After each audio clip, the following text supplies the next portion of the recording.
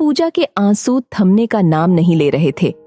आज उसने ईशा का मनपसंद आलू का परांठा बनाया था और उसे खाते ही ईशा ने उसे थैंक यू मम्मा, इतना टेस्टी परांठा बनाने के लिए बोला था।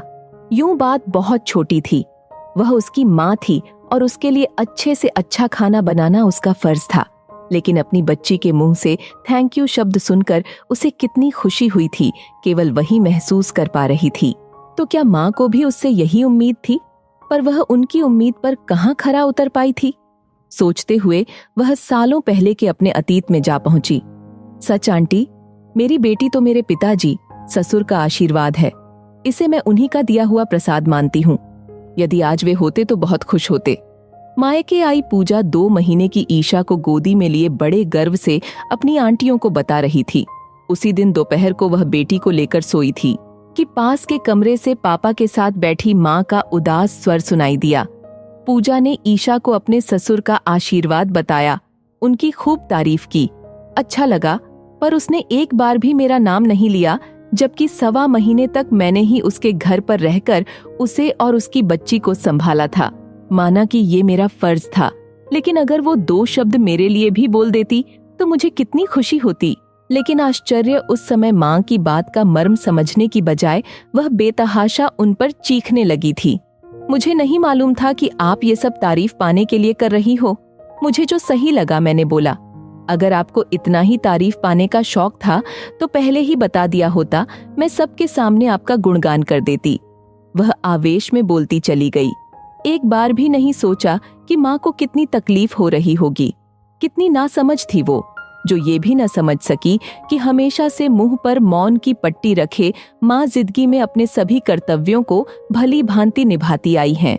ससुराल, पति और बच्चों के लिए तमाम त्याग और बलिदान करती रहीं, मगर मुंह से उफ तक नहीं की। लेकिन इन सब के बाद भी आखिर हैं तो वे हार्डमांस से बनी एक इंसान ही। क्या कभी उन्हें अपने काम की तारीफ पाना अच्छा नहीं लगता? क्या प्रशंसा के 2 बोल उन्हें नहीं सुहाते? उसने उस वक्त माँ का मन दुखाया था और आज ये बात उसे अंदर ही अंदर खाए जा रही थी। पर करती भी क्या, उस वक्त उसकी समझ ही वैसी थी। एक औरत, और वो भी माँ, शायद काम करने के लिए ही बनी होती है। उससे सदा त्याग की आशा की जाती है। यही सोचा जाता है कि उसे तारीफ की क्या जरूरत, ये सब वो अपनी खुशी के लिए ही तो कर रही है। ममता की मूरत को देवी बना के पूजा तो जा सकता है, पर एक साधारण इंसान समझ, प्रोत्साहन के 2 शब्द नहीं कहे जा सकते। स्वयं माँ ने भी तो विदाई के वक्त उसे यही समझाया था कि बड़ों का आदर सम्मान करना व उस घर के प्रति अपने सभी कर्तव्य ईमानदारी से निभाना। वह तो माँ की इसी सीख को शिरोधार्य कर चली थी। ससुराल में उससे कोई भूल न हो, अतः जी जान से वह वहां के रिश्तों के प्रति समर्पित थी। वैसे भी उसके ससुर एक नेक दिल इंसान थे। उनकी बीमारी के दौरान उसने तन मन से उनकी बहुत सेवा की थी और बदले में उनका अथाह स्नेह भी पाया था। उनकी मृत्यु के 2 महीने पश्चात ईशा का जन्म हुआ था, अतः उनके प्रति अपने लगाव व सम्मान को प्रदर्शित करने हेतु वह उनकी तारीफ किया करती थी। लेकिन जानती न थी कि उस दिन माँ की अनदेखी से उन्हें बहुत दुख होगा। आखिर उसकी सभी खुशियों की सूत्रधार, उसकी जन्मदात्री का भी तो अपने बच्चों की तारीफ पर कोई हक बनता था।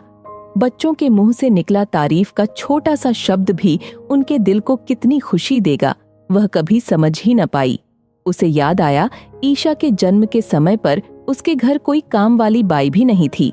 माँ पापा के साथ मिलकर अकेले ही सारे काम निपटाती थीं। इस दौरान साफ सफाई, झाड़ू पोंछा, बर्तन, कपड़े आदि कामों में उन्हें पूरा दिन लग जाता था। फिर सबका खाना बनाने के बाद वे समय समय पर उसके लिए मूंग की दाल, दलिया, मेवे के लड्डू आदि बनाने में जुट जाती थीं।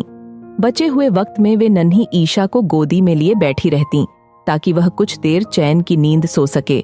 ईशा वैसे भी बहुत कमजोर पैदा हुई थी, पर उन्हीं की मेहनत से महीने भर में ही उन दोनों माँ बेटी के चेहरे पर रौनक आ गई थी। जहाँ ईशा खूब गोल मटोल और सुंदर दिखने लगी थी, वहीं वह खुद भी लंबे घने बालों के साथ और भी आकर्षक लगने लगी थी। सोचते हुए उसकी आंखों से पछतावे के आंसू झरने लगे। ओह, उस वक्त वह अपनी माँ की मेहनत क्यों नहीं देख पाई, या देखकर भी उसे अनदेखा कर दिया, ये सोचकर कि ये तो उनका फर्ज है। सच, उसकी इस नादानी से माँ को कितनी पीड़ा पहुंची होगी। इसका अंदाज भी वो नहीं लगा सकती। वो माँ जिसकी दुनिया अपने बच्चों से शुरू होकर उन्हीं पर खत्म हो जाती है, क्या वे अपने बच्चों के मुंह से प्रशंसा के 2 बोल सुनने की हकदार नहीं?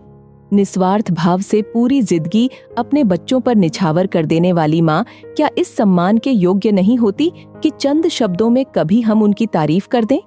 माना हम उनके एहसानों का बदला कभी नहीं चुका सकते, पर बदले में उन्हें धन्यवाद तो कह सकते हैं। प्यार भरा शुक्रिया कहकर उनके चेहरे पर स्निग्ध मुस्कान तो ला सकते हैं। आज उसकी बेटी ईशा के छोटे से थैंक यू ने उसे इस शब्द की महत्ता भली भांति समझा दी थी। अभी भी देर नहीं हुई। हालांकि माँ अब बहुत वृद्ध हैं, कान से ऊंचा सुनती हैं और शरीर से भी बहुत अशक्त हो चली है, लेकिन जब उसे सुध आई तभी भला सोचकर उसने अपने आंसू पोंछे और जल्दी जल्दी घर के काम निपटाने लगी।